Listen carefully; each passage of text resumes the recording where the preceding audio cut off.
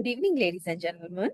I would like to welcome the academics, researchers, undergraduates, and postgraduate students, policymakers, environmental professionals, agricultural practitioners, and industry stakeholders with a shared commitment to environmental sustainability and responsible agriculture and development practices who are connected with us today for the public webinar, Environmental Impact Assessment in Large-Scale Development, Implications for Agriculture Sustainability and National Economies, organized by the Agriculture and Forestry Section B of Sri Lanka Association for the Advancement of Science. We are privileged to have Engineer Gihan Fonseka as our resource person. Engineer Gihan Fonseka is the Head of Civil Engineering and Planning at China Harbour Engineering Company Limited, South Asia and Southeast Asia, overseeing civil engineering and planning functions across 10 countries and nearly 50 active infrastructure projects. He is a civil engineering professional with over 22 years of experience in construction, infrastructure development, project and program management, and strategic leadership. He is an associated member of the Institution of Engineers Sri Lanka, a PRINCE2 Practitioner in Project Management, and a founder member and honorary member of the Young Constructors Forum Sri Lanka. Throughout his career, he has held senior roles at leading organizations including MG Consultants, Walker's CML Group, International Construction Consortium, UNDP, and UNOPS, contributing to major national and international infrastructure and donor-funded projects. His experience spans collaboration with government institutions, international agencies, and private sector stakeholders. In addition to his professional achievements, he represented the University of Moratuwa in cricket and was awarded Sri Lanka University Colours in 2003. He is also a published poet and lyricist, reflecting his passion for communication and creative expression. Over to you, Engineer Gihan. Thank you. Advancement of Science and the Sectorial Committee of Agriculture and Forestry Section B has given for this webinar is Environmental Impact Assessment in Large-Scale Development, moving further down to Implications for Agricultural Sustainability and National Economies. So with that, even though we had an initial technical issue, straight away we'll be moving into the content of the day's presentation.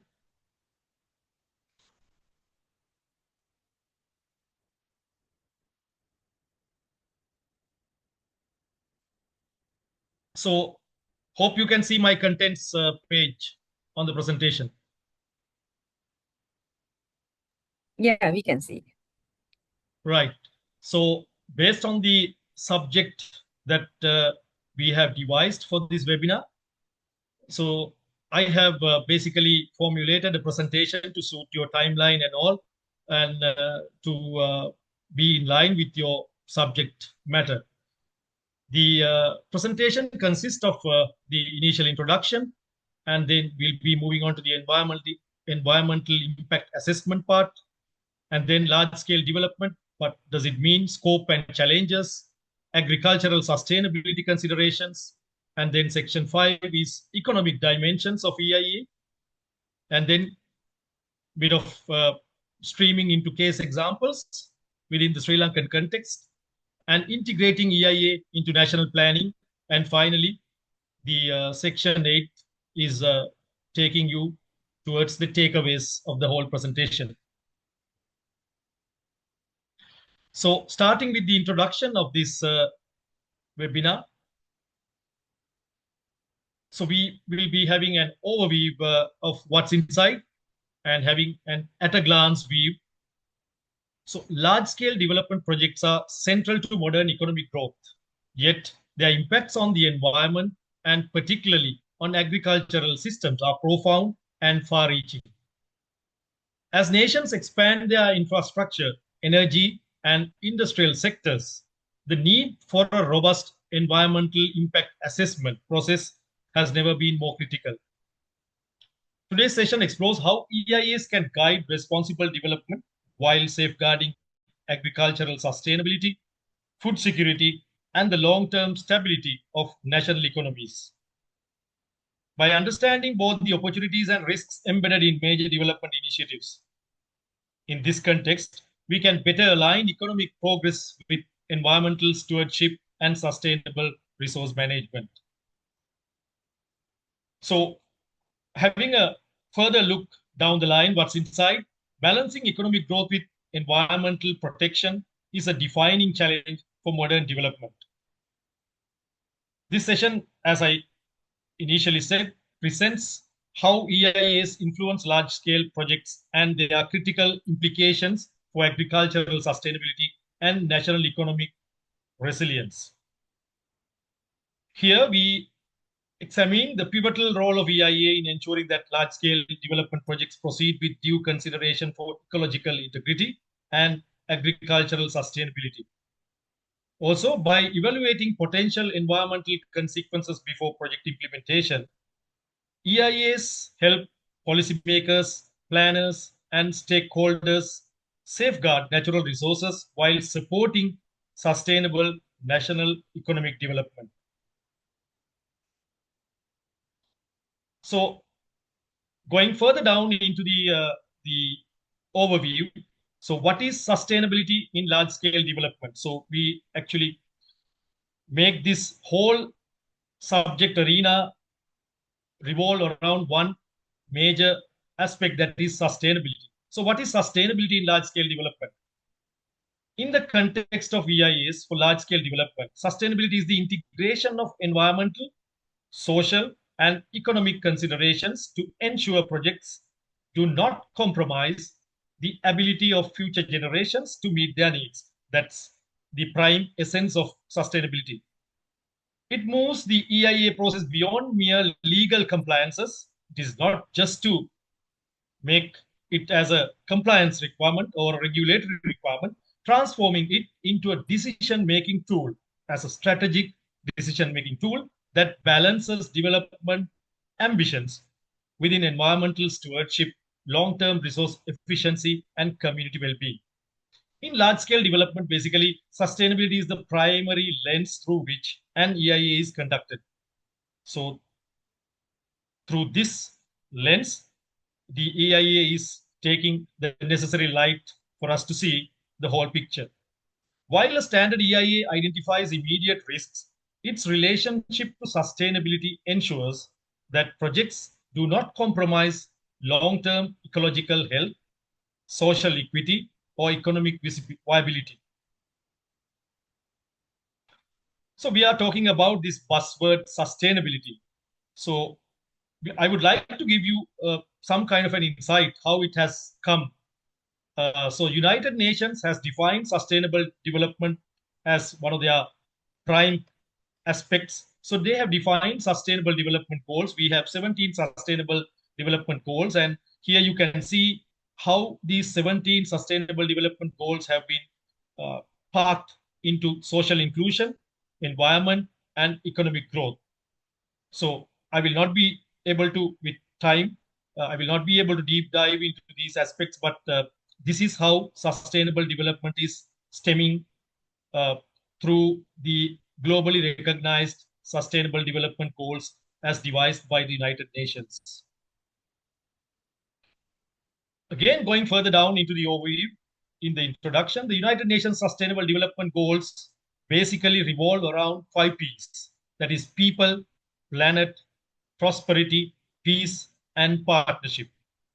So the whole idea of having all these sustainable development goals is to incorporate or combine all these 5 Ps into one picture so that the whole or a holistic approach will be devised or practiced. So with that introduction and a bit of a insight into what's inside, so I will quickly move on to section 2, that is environmental impact assessment. So here we'll be talking about purpose, principles, and evolving importance. So talking about the EIAs. So let's have a quick look at what an EIA is. EIA is a structured process to evaluate environmental consequences before the clearances and approvals for the project. Also, it supports environmentally responsible and socially acceptable development. In addition to that, an EIA ensures that decisions are informed, transparent, and sustainable. Also, EIA remains a critical tool for responsible, sustainable, and future-proof development. So most of the people who have joined here in this webinar, they are experts, maybe further experts in the subject area of EIAs and environmental technology and all that than me.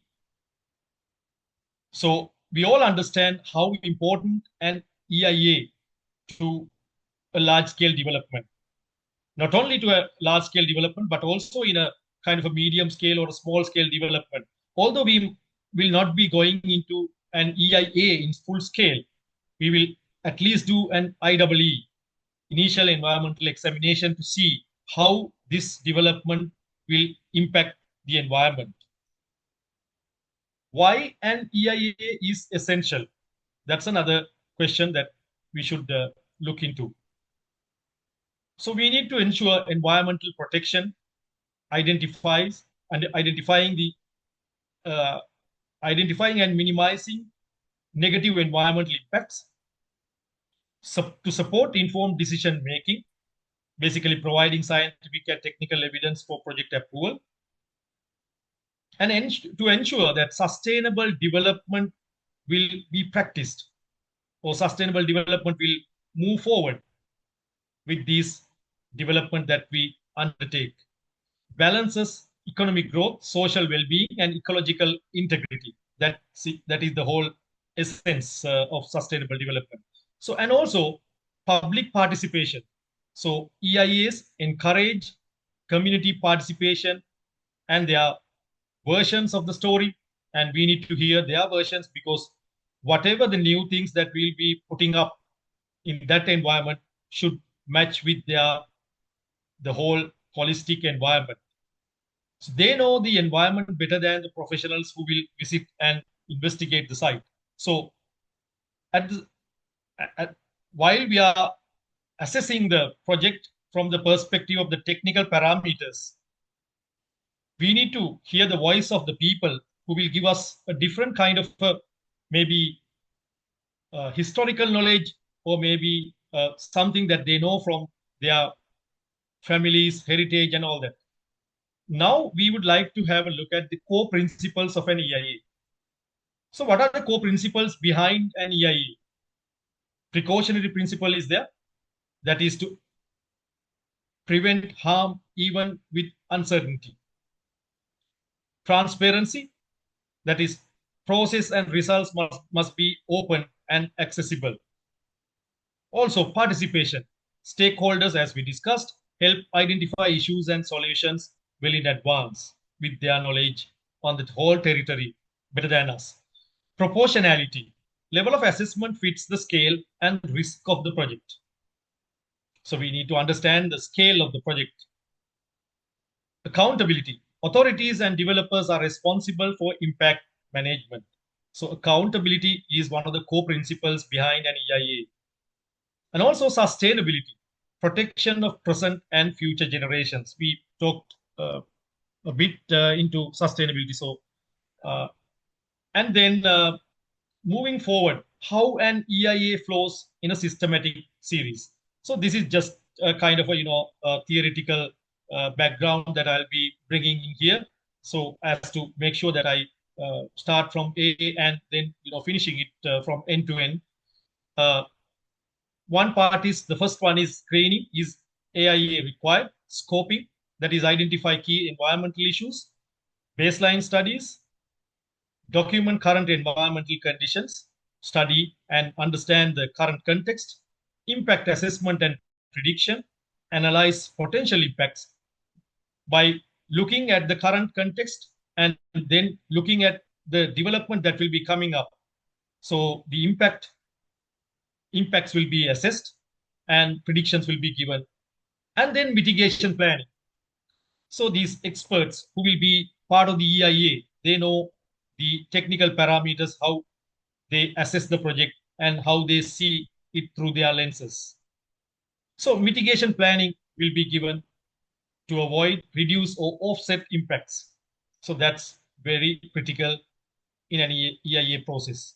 So the EIA report, that is the document which will compile or formulate the entire study findings and relevant other documents that is not part of the uh, study, but at least the references will be given so that we will make a comprehensive EIA report, so that a person who will study the EIA report will get a holistic idea on the whole context.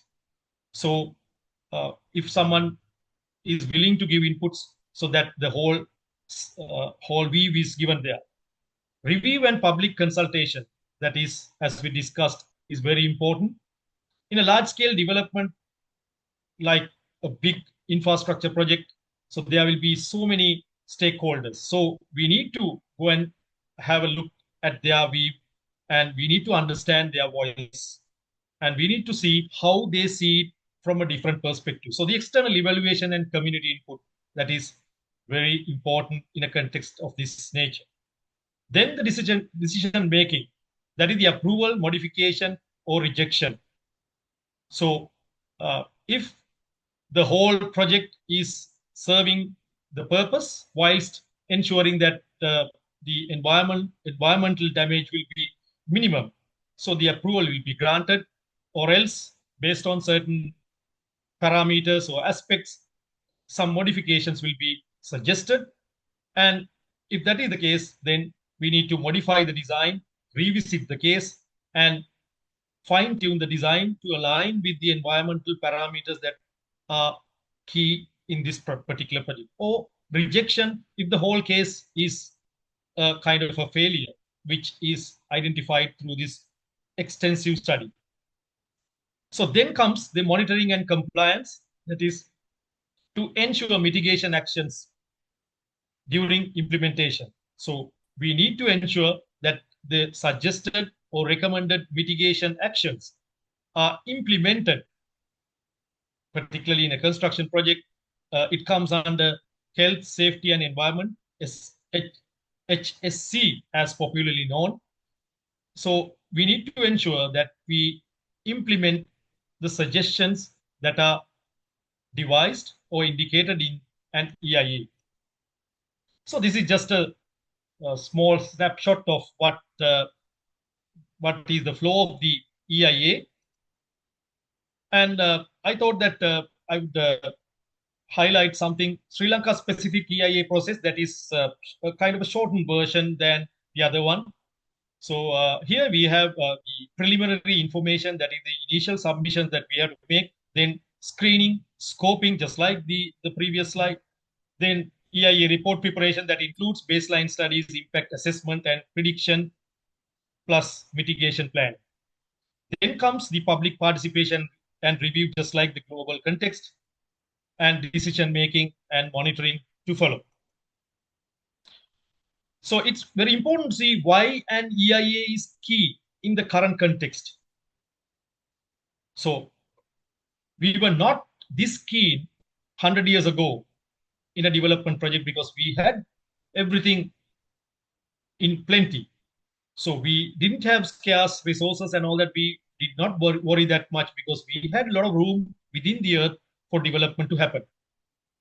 So unlike in the past, now in the modern context, so we are congested with the whole set of new infrastructure and development. So climate change integration. So this EIA will evaluate emissions, resilience, and climate risks. Cumulative impact assessment considers broader regional and long-term effects. Strategic environmental assessment applied to policies, plans, and programs. So then higher public expectations, which demands for transparency, social justice, and stakeholder engagement. When a large scale development is happening, there will be so many people who will be interested in making their voice towards a better project to create an inclusive environment right from the word go, from the very first conceptual stage of any engineering design or anything.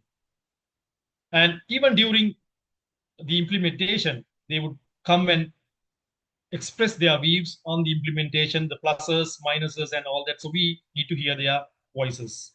So the transparency of everything is key here. Global and local standards. So basically, uh, it's very important that we align with World Bank, ADB, IFC, and CAE if it is in Sri Lanka, and international best practices. So that's why EIA is key in the current context. So with that introduction, bit of theory behind it, what is meant by EIA. Now we'll be moving on to the large scale development with having a look at the scope and challenges, types of projects and their environmental footprints. So I have brought some information in a concise manner to give you a kind of an understanding to make sure that I present the whole idea behind this topic of the webinar. So when it comes to large scale development, so we need to understand what does it mean by a large scale development. While there is no single universally standardized or accepted numeric definition for large scale development, due to varying regional planning laws, it is globally recognized as a project involving the following key elements. That is substantial investment and extensive land use. So these two factors will make it critical for us to see whether that is a large scale development. High density impact and complex, and also multi-stakeholder management. So these factors will decide whether this is a large scale development or a medium scale development or a small scale development. Generally, a project is considered large scale if it crosses specific, often localized thresholds relating to area, density, or impact, a kind of a size, kind of a parameter in terms of size. So maybe the impact of that particular development. A large scale development is a major project that substantially alters its environment, necessitating rigorous planning and, in many cases, special approval process from high level decision makers. So, in a large scale development project, due to the massive impacts that we'll be making on the environment, ground, society, and the national economy. So, it's very important to understand why we need such kind of an attention for a large scale development project with holistically done, carefully devised EIA to support the implementation process and the design as to how we do it in a sustainable way as not to make any negative impact on the community or the environment. So moving further into large scale development, common criteria for large scale development is in a different perspective. Let's say residential units, typically 100 to 200 or more units. In terms of floor space, generally 10,000 square meters or more. This is a kind of a definition that might not be applicable everywhere, but I have found this in my research behind this. So as a kind of a guidance for anyone to follow. And then site area, usually 2 hectares or approximately 5 acres or more in terms of the development area. Then vehicle trips. If the project is creating or generating new vehicle trips, expected to generate 10,000 or more vehicle trip ends per day. Investment, often defined by a multi-billion dollar cost, or in certain contexts, projects requiring investments exceeding maybe $50 million. That will not only depend on the the value, but that will depend on the other parameters as well. That's why we need to understand the whole context case by case. Why these large-scale development projects matter? Large-scale development projects are major investments that reshape landscapes, economies, and communities. But they also carry substantial environmental implications. So it's a dangerous scenario if we do not manage these environmental implications in a holistic manner or a proper manner or in a diligent manner. Large-scale projects influence land use, natural resources, ecosystems, and social economic systems. Their scale and complexity require careful planning and robust environmental assessment. Early evaluation helps balance development goals with sustainability. So it is key that we do a comprehensive EIA in a large-scale development to make sure that right from the beginning that the necessary precautions will be taken even during the conceptual designs, and if there's any requirement to change the designs in a slight manner, we need to do it in line with the environmental parameters and the other sustainability elements or the parameters. So key characteristics of these large-scale developments are defined by their scope and impact rather than just their size. So can be single entity planning, often planned and developed as a single entity or master plan community.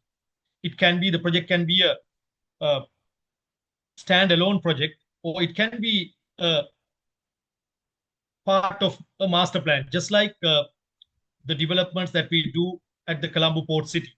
So we have a mega master plan, and within that we have different projects, different land plots. So you can come and invest in one of these so that it will be part of a mega master plan. At the same time, you can have standalone projects as well. Then mixed use nature. When you say mixed use, frequently includes combination of residential, commercial, and infrastructure components. Then you have to carefully see the whole scenario. Significant impact. They often require specialized management, environmental impact assessment, and public-private partnerships. Long-term impact. They are designed to transform local economies and land use, often lasting years or decades in construction. If you take the Colombo Port City as an example, so as of now, it is expected to be completed by 2041, but it depends on the investment flowing towards the country. So these developments will change the entire skyline, not only the skyline and the earth underneath and the whole surroundings. So there will be long-term impacts. So from the project that you plan and implement, maybe within several years, will have effects flowing down the line for centuries. So types of large-scale development projects: urban infrastructure development, energy and power projects, transportation and logistic corridors, and water resources and irrigation projects. These are some of the categories or the types of large-scale development projects. And how large-scale development projects impact land use and habitat loss, air and water pollution, resource consumption, and also the buzzword that we have, the climate change or the climate impacts.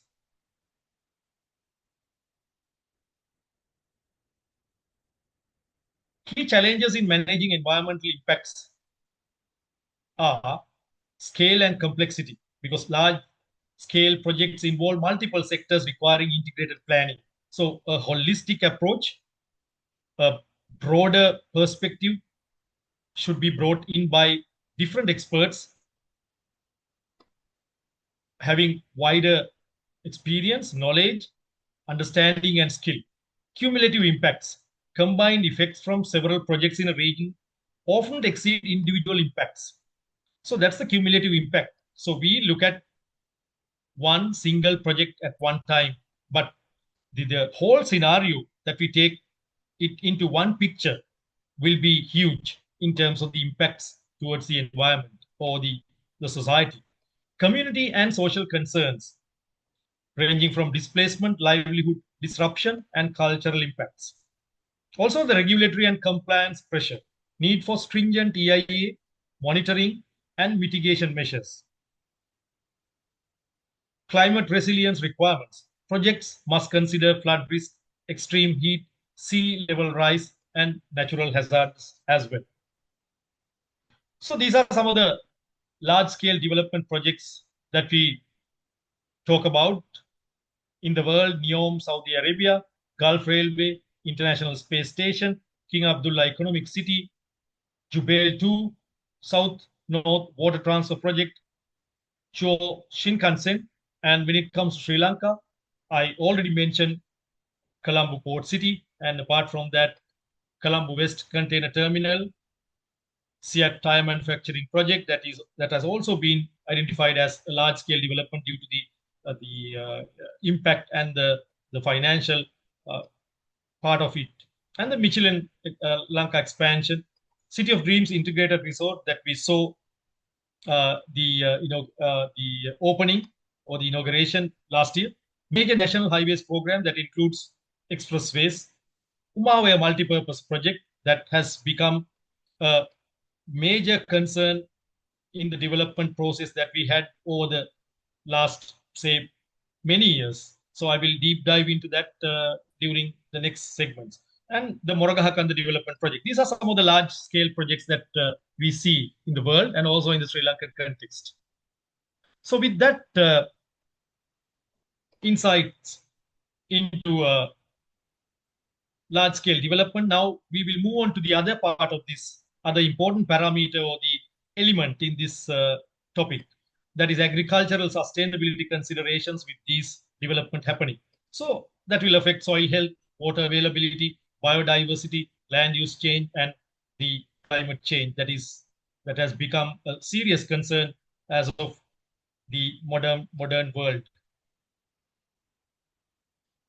Talking about agricultural sustainability, for a large-scale development, agricultural sustainability refers to the ability of the project to meet its operational infrastructure or urban expansion goals without degrading the long-term capacity of surrounding agricultural land.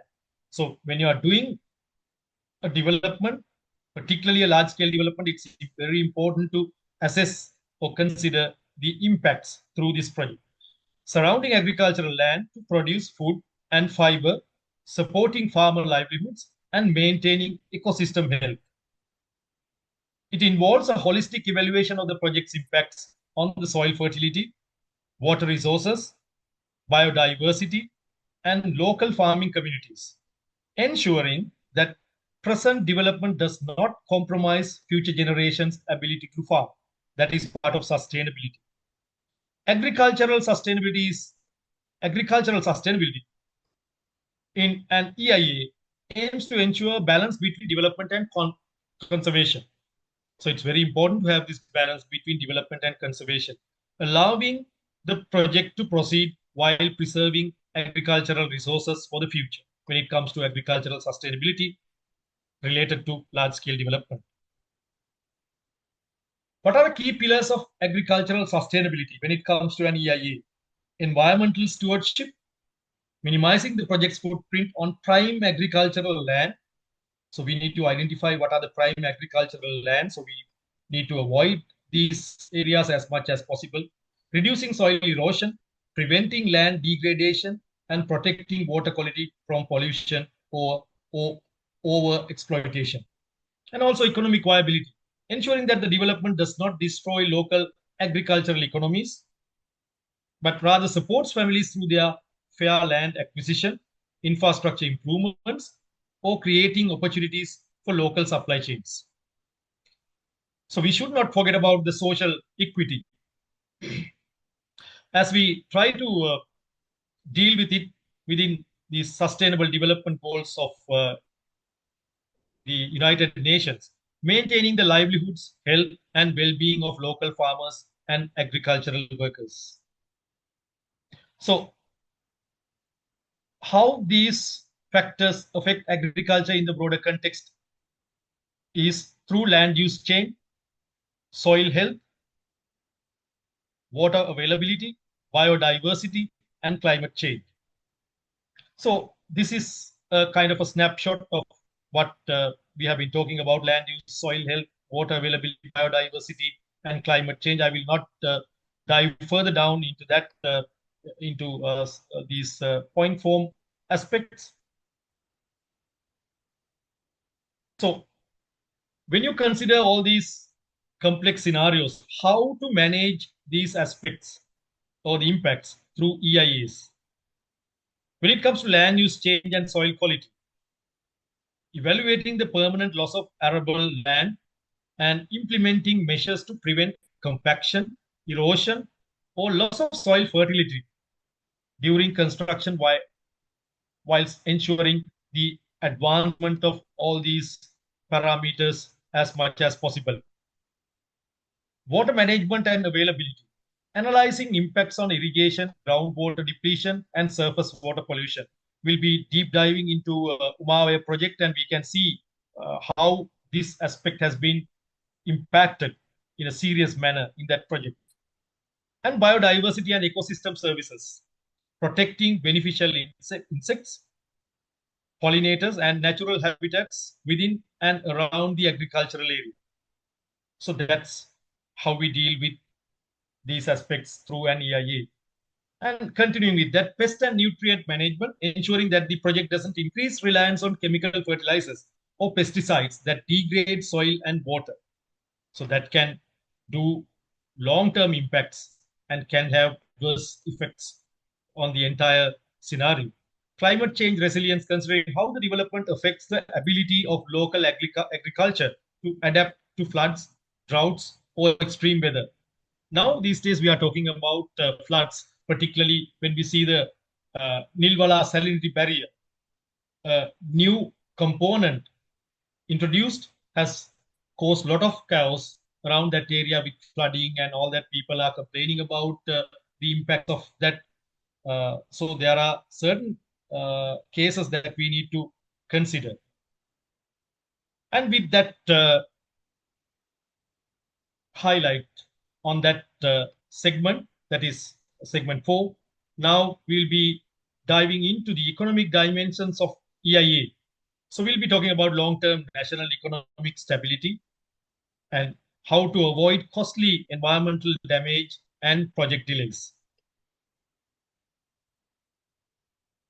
So when we talk about long-term national economic stability, the economic role of EIA is very important. How does an EIA, a comprehensively done EIA, will do this or facilitate this? An EIA ensures development decisions account for long-term economic risks and resource constraints, prevents costly environmental degradation that can undermine national productivity, also strengthens investor confidence by reducing project uncertainties and liabilities. This is very important. When you take Colombo Port City project, it's a mega project where the cost is estimated to be around 15 to 20 billion US dollars. So we are predominantly relying on foreign direct investment. So you have to make sure that you strengthen investor confidence to come and undertake your projects. So in a project like Colombo Port City, so the it's not, as we mentioned earlier, it's not one standalone project. So your project, if you are the investor, will be part of a holistic or a mega program where you will have hundreds of different projects coming within one economic zone. Also supports national planning frameworks by aligning projects with sustainable growth paths. And moving further into that economic role of the EIA, so talking about protecting productive sectors, agriculture as an economic asset. So we consider agriculture as an economic asset. in a country like Sri Lanka, we are heavily dependent on the agriculture. Agriculture depends on land, water, and ecosystems. Assets threatened by poorly assessed large scale projects. So, some of these assets are sometimes threatened due to poorly examined or assessed large scale development projects, which are not particularly suitable in that extent at that particular location. EIAs safeguard these assets, preserving food security and rural livelihoods. Also reduces risks of yield declines, soil loss, and water scarcity.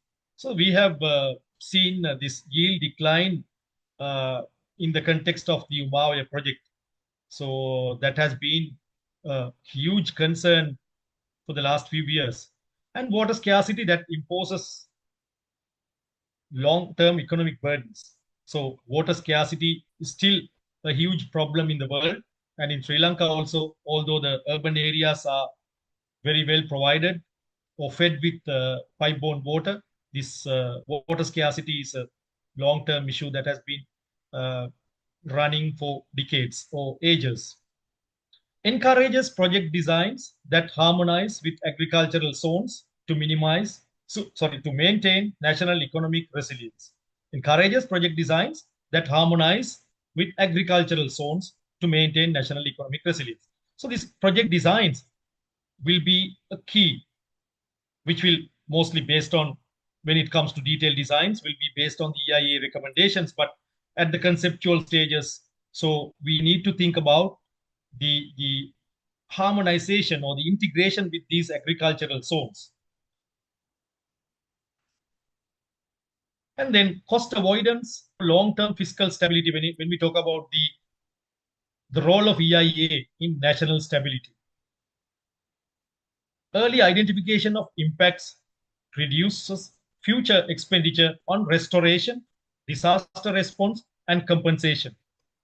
We have seen many projects where we had a lot of failures, defects, which had taken many years, many environmental damages, and cost implications.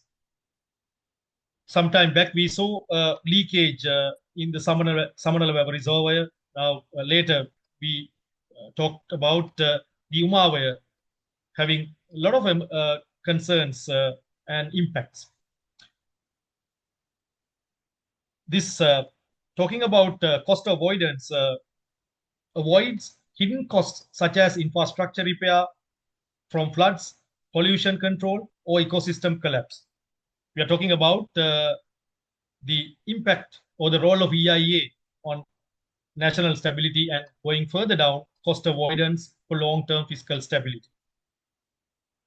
So this EIA will be playing a critical role in not only in this sustainability aspect of agriculture and the society at large, but also in the economic balance, not only particularly focusing on that particular project, but broadly in the national economy. So improves cost benefit realism by incorporating environmental externalities into national accounting. Also strengthens fiscal stability by preventing environmental debt that accumulates over decades. So then enabling sustainable national growth and development. Again, how an EIA can contribute to that. EIA promotes balanced development by integrating environmental, social, and economic considerations, encourages investments in resilient infrastructure and sustainable land use practices, enhances national competitiveness through compliance with global environmental standards, supports long-term economic security by ensuring natural resources remain productive for future generations.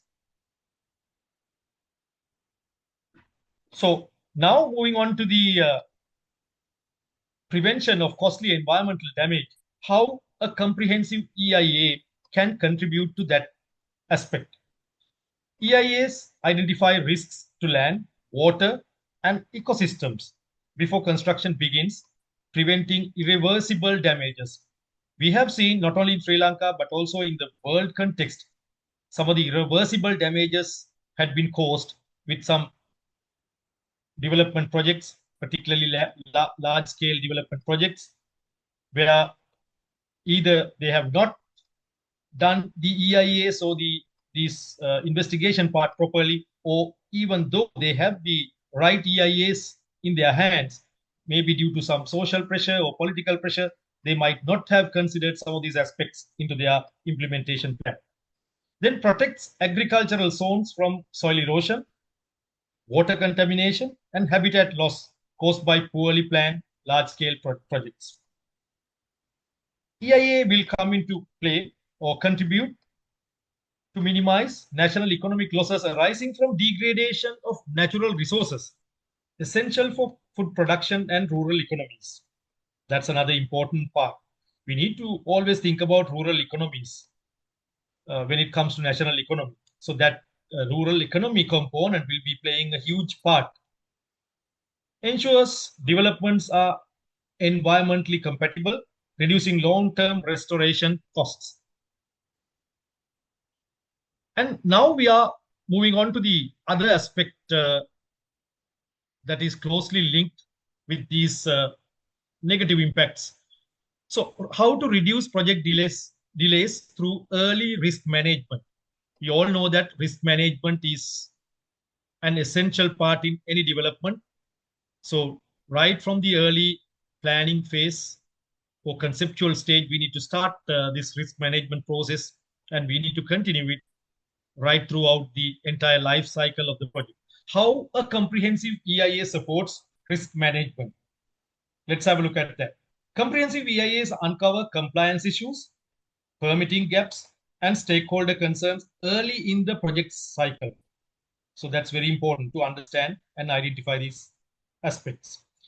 Avoids delays caused by public objections, legal challenges, or regulatory non-compliance. So we have experienced, even within the Sri Lankan context, that we do certain developments, but we do that development to particularly benefit a particular segment of the society. Let's say some kind of an infrastructure for the fisheries community. Then comes another issue that will affect the farming community or maybe some other sector of the society. So we have to understand this as well. So we need to understand these aspects at the earliest possible point of time, and also avoids delays caused by public objections, legal challenges, or regulatory non-compliance. That is linked to the previous point as well. Supports realistic timelines by addressing environmental requirements upfront. So if you go halfway down a project and then suddenly, if you understand that there's a serious concern which we have not identified at the time of EIA or the feasibility study, we'll get stuck and there will be delays and a lot of cost implications and some disturbances to public. We have seen several instances like that in Sri Lanka. Strengthens investor confidence, as we discussed earlier, by preventing unexpected disruptions during implementation. So when we bring down these foreign direct investment and the investors, showing them a great picture with ambitious projects and all that, we need to make sure that they can run their project in a seamless manner without any disruption. Sometimes we have seen that some foreign investors have been running some serious business, mega business here, and some of the environmental implications have caused public agitation. Then, touching upon the strengthening national economic stability, how this EIA component can facilitate through avoiding environmental damage and delays, reduces financial burdens on governments, developers, and affected communities, protects critical agricultural resources, ensuring stable food supply and long-term economic resilience. Also promotes predictable project delivery, improving national competitiveness and investment attractiveness. Contributes to sustainable growth by balancing development gains with environmental stewardship. We actually touched upon it earlier as well. And now with that bulky details on these the previous segments from 2, 3, 4, and 5. Now we'll have a look at some of the cases in the local context. Because of the time constraints, I have not touched upon the international context. We'll be having a look at the local context for implications and some of the lessons learned in this context or the subject matter.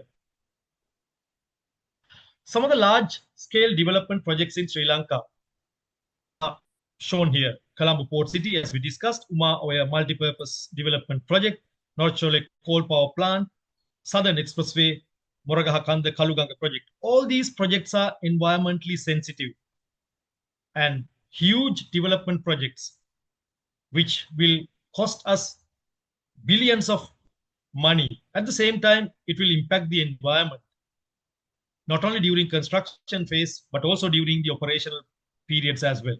So these large-scale projects have to be balanced between these two parameters, environment and mostly the environment and also the economic parameters that is essential for a country. If you take these different projects, these projects serve different purposes and different economic elements will be addressed. So let's deep dive into Mawe Multipurpose Development Project as I indicated in the earlier stages.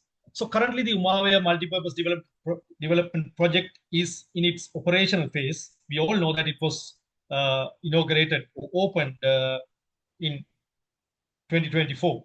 It is one of the Sri Lanka's largest and most controversial infrastructure projects, considered by many different segments of the community or different segments in a country. They have different views and perspectives on this particular project. Designed to divert water from the central highlands to a dry southeastern region. So that last part, designed to divert water from the central highlands to the dry southeastern region. That is very important. That has been early also indicated the scarcity of water. So that is one of the prime factors or the prime benefits that we'll be getting through this project, in addition to the electricity generation and the other parameters. So again, going further down into the deep end of the project scope consists of infrastructure component. That is, the project is having 2 reservoirs and a tunnel, and then energy generation. So with 120 megawatt capacity, full capacity with 2 turbines, contributing approximately to, basically this figure is a bit wrong here, 290, it should be 290 gigawatt hour annually to the national grid. Irrigation and water supply. The project basically aims to irrigate approximately 25,000 to 30,000 acres of land in the Monaragal and Hambantota district. So that shows how critical and how important this project is towards the desperate farmers who have been looking for water for their cultivation. It also provides drinking water to the Badulla, Monaragal and Bandaravilla areas. Investment. The total estimated cost is approximately around 529 million US dollars, with 85% of that coming from a loan from the government of Iran. So let's have some further highlights on this. So some of the highlights that we see from the EIA is inadequate study or maybe inadequate diving into root causes or roots of the essential elements.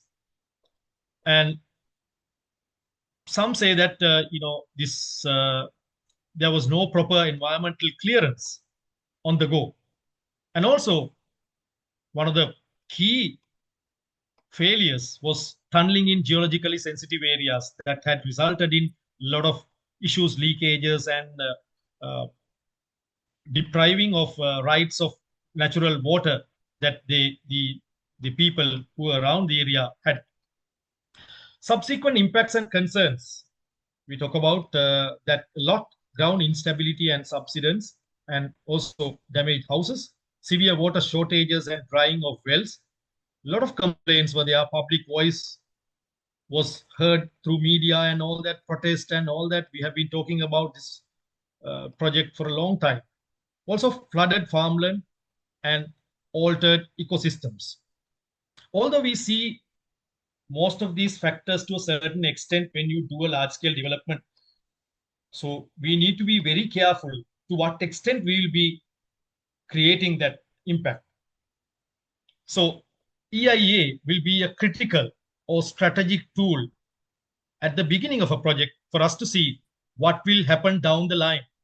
So it's very important for a team of experts who has the right knowledge, expertise, and experience, and all that will assemble a huge team of experts in one essential team to do a comprehensive EIA for a project like this, project of this magnitude.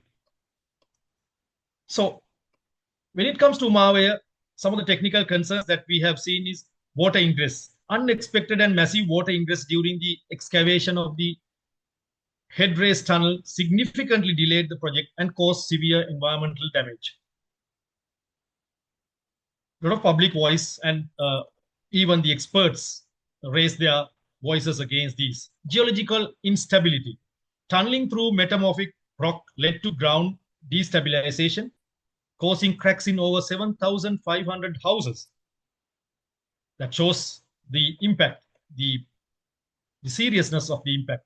7,500 houses and the appearance of sinkholes in the Bandaravela and Alla regions. Another huge concern. Hydrological impacts. The project caused a significant drop in the water table, leading to the drying up of over 1,200 domestic wells. Again, 1,200 domestic wells and natural springs, which severely impacted local agriculture and daily life. That shows the magnitude of the impact. And moving on to the environmental impact assessment status, or how that has been devised and how that has impacted or how that has prevented certain aspects. Initial approval for the original EIA was given by CEA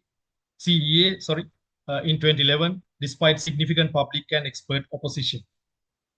Criticism.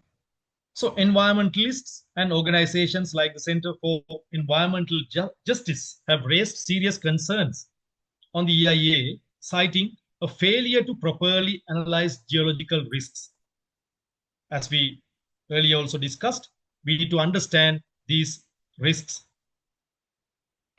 at the beginning, at the very outset, as not to have these kind of negative impacts down the line. And the true cost of social resettlement. That's another part of this. So that will impact or that will disturb the whole society and the surroundings. There were certain legal challenges. Fundamental right cases were filed in the Supreme Court, and so that has become a serious concern over the past periods as a mega scale or a large scale development project, which has ended up in a kind of a controversial scenario. So again, economic highlights. The Mawaya multipurpose development project generates significant economic benefits, primarily through the addition of, as I said, 120 megawatt clean renewable energy, thus saving the CB approximately 80 million daily. 80 million daily. It also boosts agricultural productivity by irrigating 4,500 hectares of new land and 1,500 hectares of existing land. So that shows the significance of the project. So how important it is, while providing crucial water for drinking and industry in the Monragala, Badulla, and Hambantota districts. So this project is apparently a good economical benefit to the country, and that will enhance the economy and the social well-being and the other aspects. But at the same time, that has caused so many destruction or disturbance on the environment on the go. So further down towards economic benefits, energy generation, as I said, 290 gigawatt hour, and then agricultural growth and water supply, job creation, regional development. So by diverting approximately 145 million cubic meters of water annually from the Umayyad Basin to the Kirindiya Basin, it strengthens the economic base of the Uva and southern provinces. So that's a kind of a regional development that we need to do. Take something from an area where we have ample resources and divert it to another region where they are suffering from a scarcity. So overall hindsight evaluation. So when we now sit back and relax and have a flashback, look back, we see a case where project benefits were significantly delayed and overweighed by initial costs. And then failure of planning. Critics, including the National Audit Office, has pointed out that the project has deviated from the initial master plan and commenced before comprehensive or proper environmental and technical studies were finished. That's a kind of a serious concern. So that we see here, this particular project. Controversial trade-offs between different elements. The project is a classic example of livelihood environmentalism, where the local community suffered direct, severe losses for the promise of regional, national development gains. So people were shown some ambitious pictures, but finally they had some damages to their livelihood or their environmental or the surroundings through the project outcomes. And again, looking further into it, success of operation versus cost of construction. While the project now functions and provides essential water and energy, the environmental destruction and the financial cost, roughly 514 million US dollars plus, in light of the severe social impact, makes it a kind of a controversial project within the developmental history in the island. The project is functionally successful in its operational phase, but its reputation is severely damaged by the severe environmental and social havoc caused during its construction. We saw a lot of public agitation during construction. And so if we go, particularly the experts on the subject, if we go down and see what has been happening after the completion of the project during its operational cycle, within the environmental context, we might see these damages in many ways. Also, the project is criticized as a double-edged sword, where significant national economic gains are contrasted by severe localized environmental and social crisis. While it has achieved its primary operational goals of energy and water security, that is the prime objective, the hidden costs to the ecosystem and local communities have led to label this with negative names or negative comments in some academic and legal circles as well. So with that detailed aspects that we covered, we now move on to the integrating EIA into national planning. So, I believe that we have already passed the allocated time. So I will basically skip through this aspect. So I hope it's okay to skip this part because it's flooded with some details. And is it all right, Dr. Madhusha?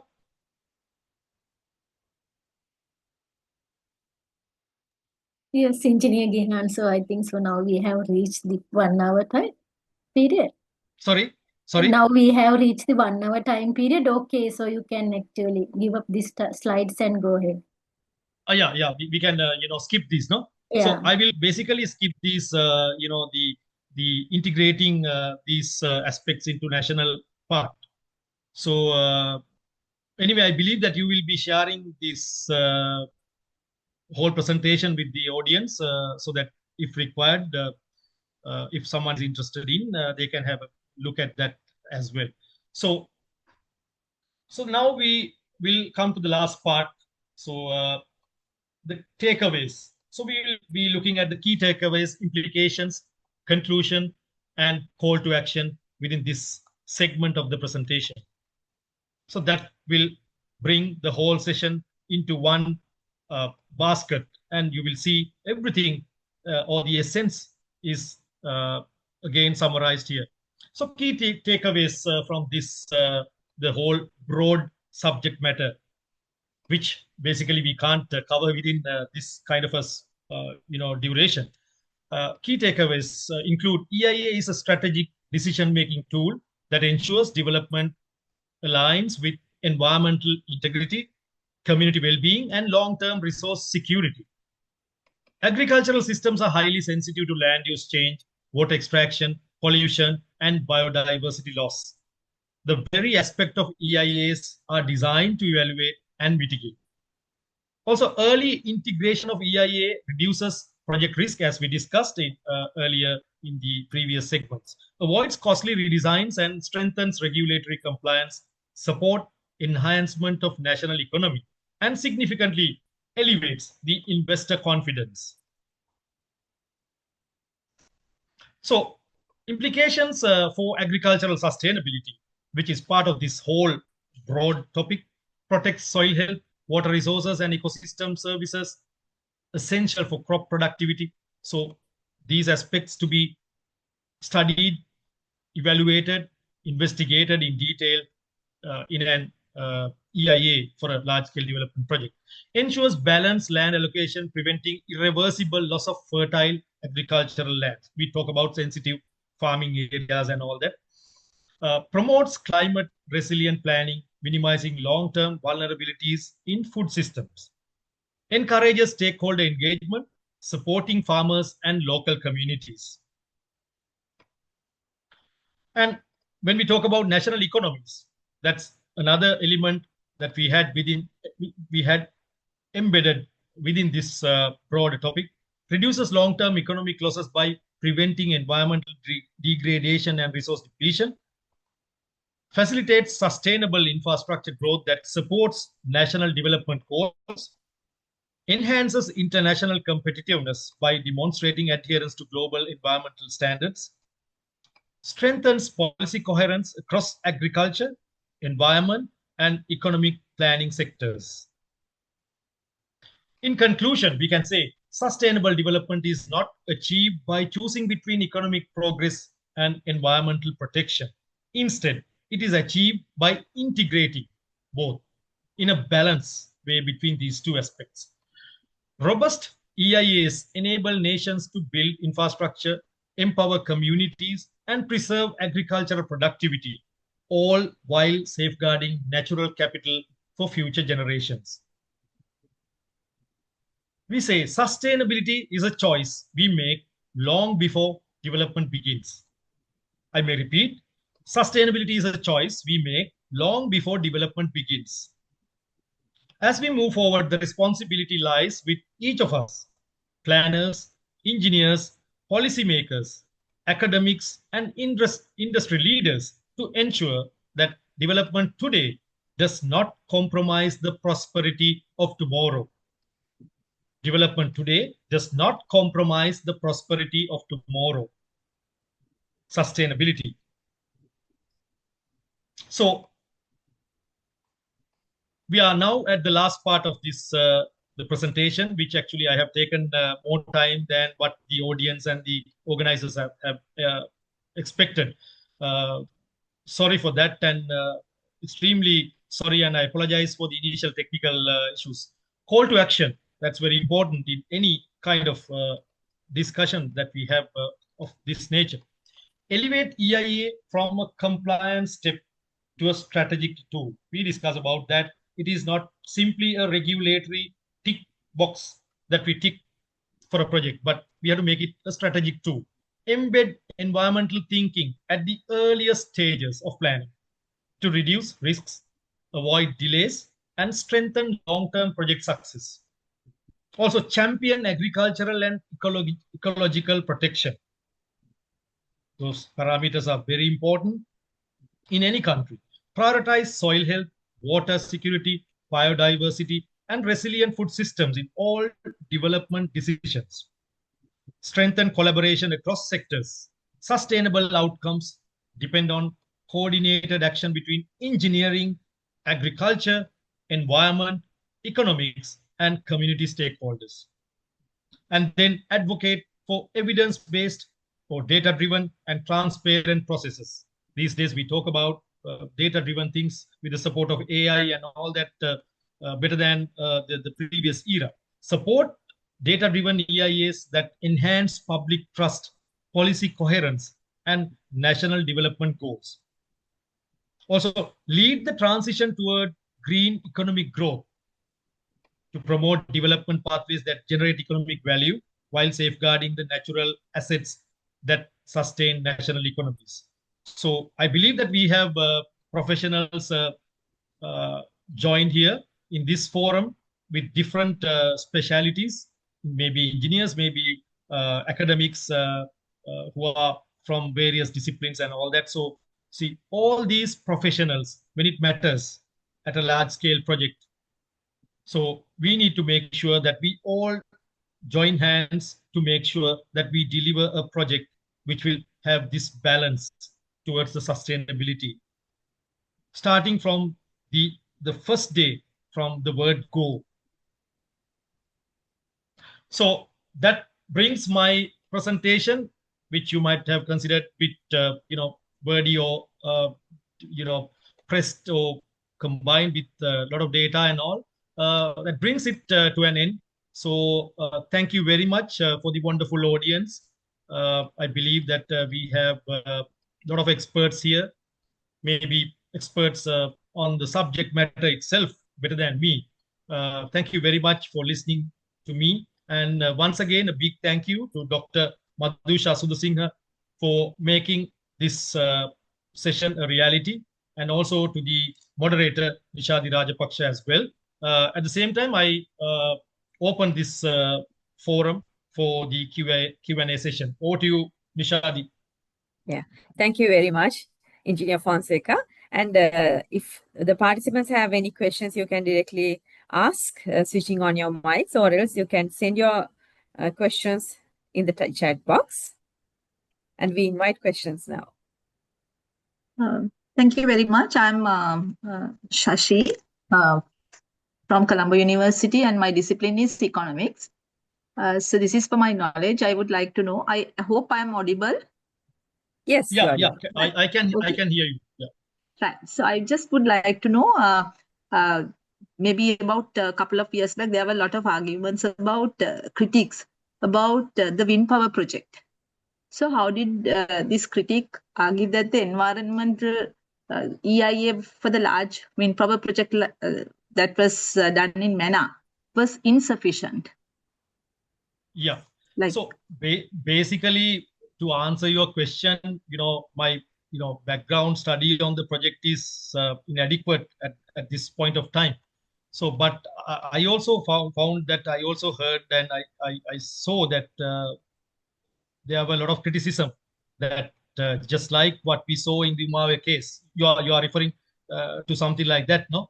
So critics, yes, raising voice against inadequacy of the initial studies.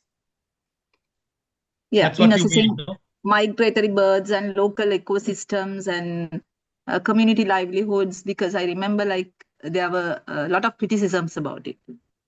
So I'm just wondering why it's insufficient.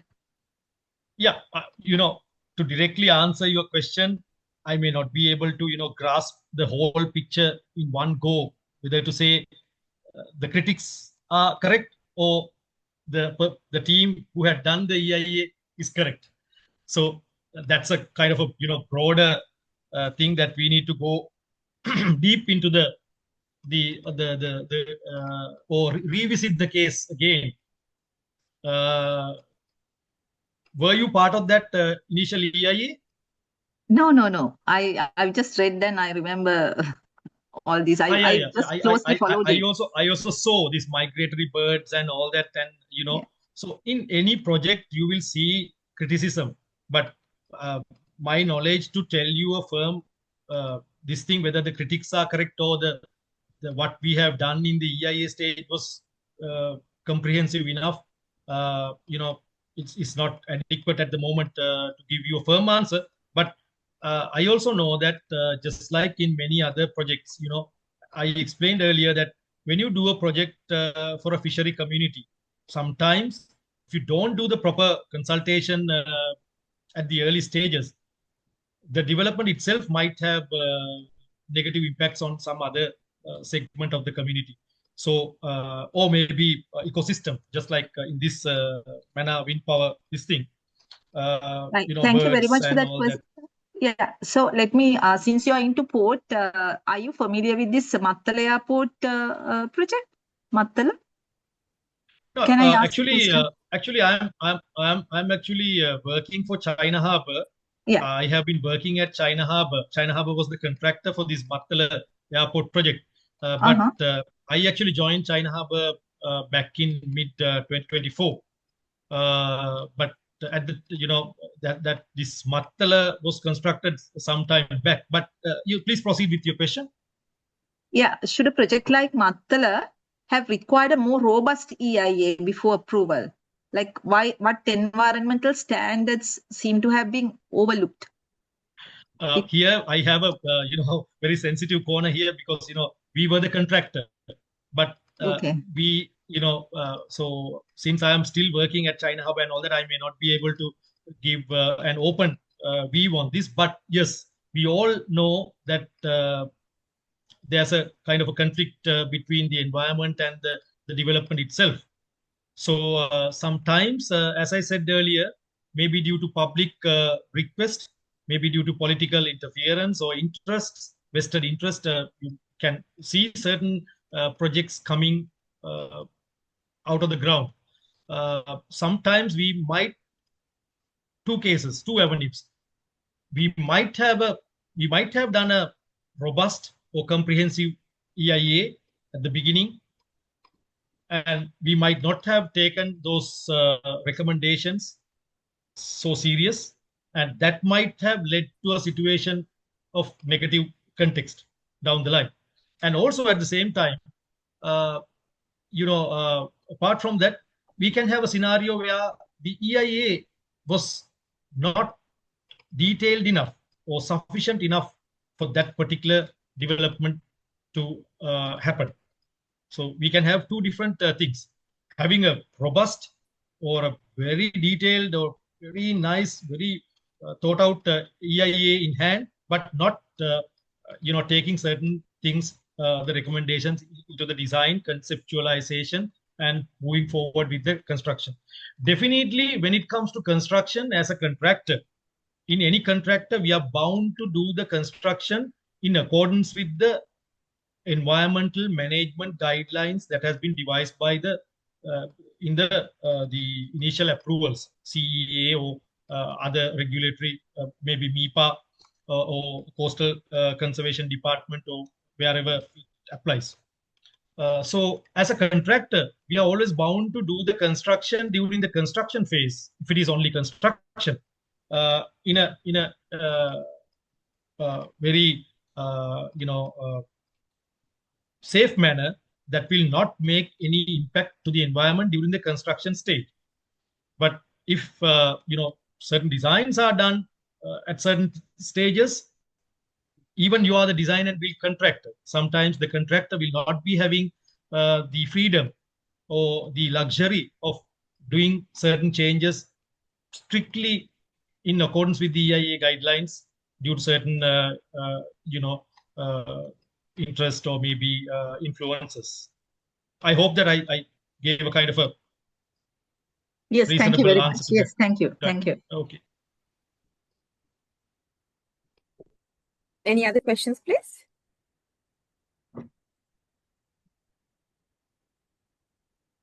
There are many comments in the chat box, but not questions. And there are few requests for you, Engineer Gihan, requesting some EIA projects, the reports, if you can read.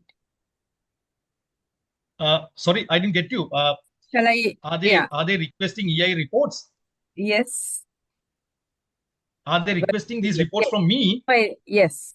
Can you show one is can you show a real EIA report that you have created in a specific project?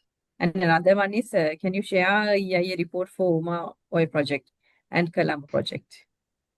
No, actually, to be honest, I'm a civil engineer with 22 years of experience. I have worked with EIA teams particularly when I was working at the United Nations Office for Project Services. We were handling 21 fishery infrastructure projects across 7 districts in the country. But I have never been part of an EIA team. So at that point, we were the donor agency. At that part, the Ministry of Fisheries was the client. So I have never been part of this EIA process. So that is a different thing. Currently, I don't have this EIA report for Maya in my hand. So I might give it a try to get the EIA, but I'm not sure whether the full EIA report is available. So for us to have a look. But if we try and see whether we can, do it through a proper channel, we might be able to get a copy of the EIA. May not be the hard copy, but at least a soft copy. Unfortunately, I don't have the EIAs in my hand. But I have been part of these, the initial design and, conceptualization and project formulation along with the donors and ministries and, the EIA or the IEEE feasibility study teams from University of Moratu and all that. So I have certain exposure to that, but I have not done an EIA as a team member. Thank you. Any other questions, please?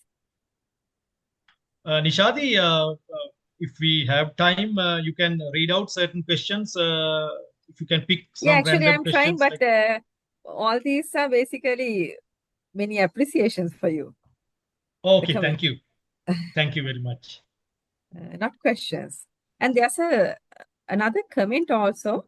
Don't you think that in developing countries like Sri Lanka, outcome of EIA would be a compromise up to a certain extent with the cost factors and risk of post-construction, especially in areas covered under wildlife or forest areas, rather than looking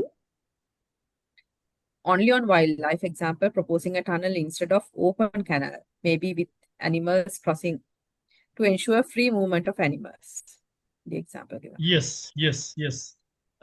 In certain context, we have created corridors for animals to move when we were penetrating in the Southern Expressway, as an instance. So and also now the governments are trying to develop elephant corridors across the vulnerable railway lines. So there are certain progressive development towards these factors, but as he or she had very correctly mentioned, in a country like Sri Lanka, we have to strike a balance. So sometimes some of these findings of EIA will lead to costly implementation of certain aspects which we might not be able to absorb during the feasibility study, because it will have a serious cost impact. Sometimes if it is a donor funded project, we might be having a capping for the funding. So as he or she had very correctly mentioned. Ranjit De Silva, basically. It's Ranjit. Sorry? It's Ranjit De Silva, the participant name. Okay. So as that gentleman had very correctly mentioned, so in a country like Sri Lanka, so we might not be able to do the most preferred way in a project, just like the human-elephant conflict and these crossing of railway lines and all that. And even if we need certain costly measures, sometimes we might be having a lot of constraints in terms of cost. And then certain social parameters will also come into effect, and also political influence as well. So we have seen many projects where certain changes have been made on the go, as against the original plan, sometimes as to make sure that we don't agitate people, and maybe due to certain vested interests at certain fractions. So yes, in Sri Lanka, sometimes we might not be able to go fully fledged in some of these aspects. As the previous lady highlighted, we can't directly say whether that EIA was not robust or comprehensive enough to implement the project, but we might not have taken up, let's say it had 10 recommendations. We might not have taken up the 10 recommendations because of the cost, or maybe some other implications on the environment or society or something else. Sometimes I have seen that when you try to develop something for fishery community, particularly with my experience when I was working at the United Nations Office for Project Services. And then again, I worked as a resident engineer at a fishery infrastructure project at Tangol. So we sometimes, they are in this Tangol project, it was a sensitive area, but we saw the one fraction, the tourism entrepreneurs, they actually opposed to some part of the development which was essential to make that development a holistic infrastructure for the fishery community. So that happens. Okay, thank you very much. So if you don't have any more questions, we will stop the Q&A session here. So with this, we come to the conclusion of today's insightful session. So as the Secretary of Section B of SLAS, it is my honor to extend our sincere gratitude to our distinguished resource person, Engineer Gihan Fonseka of China Harbour Engineering Company Limited, for sharing his valuable knowledge, professional expertise, and practical insights on this important theme. I wish to express our special appreciation to our President, Dr. Madhusha Sudhasinghe, for her leadership and dedication in organizing and guiding this program. Our sincere thanks are further extended to the President and Council of SLAS for their continued leadership, vision, and unwavering support in promoting scientific advancement and professional engagement across all disciplines. Finally, I would like to thank all our valuable participants for your active presence, interest, and engagement, which greatly contributed to this success of this webinar. Thank you once again. We look forward to your continued participation and collaboration in our future programs. Thank you very much. Thank you very much, and have a pleasant evening, ladies and gentlemen. Thank you.